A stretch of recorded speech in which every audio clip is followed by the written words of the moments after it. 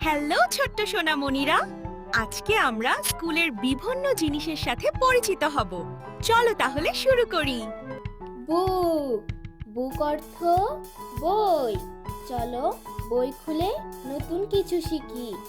Notebook notebook অর্থ খাতা।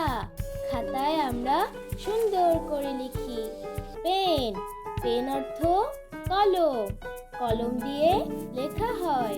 Pencil pencil অর্থ পেন্সিল। পেন্সিল দিয়ে লেখা ও আঁকাআঁকি করি। রুলার রুলার অর্থ স্কেল। স্কেল দিয়ে সোজা দাগ টানি। স্কুল ব্যাগ অর্থ স্কুল ব্যাগ। ব্যাগে বই ও খাতা রাখি।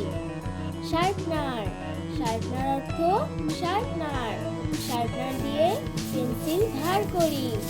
কালার পেন্সিল অর্থ রং পেন্সিল।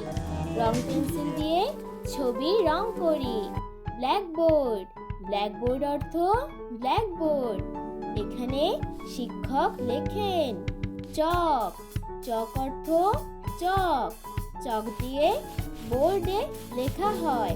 তো ছোট্ট সোনামণিরা, স্কুলের বিভিন্ন জিনিসের মতো আরো সুন্দর সুন্দর অনেক কিছু শিখবো। তার জন্য সাবস্ক্রাইব করো। টাটা।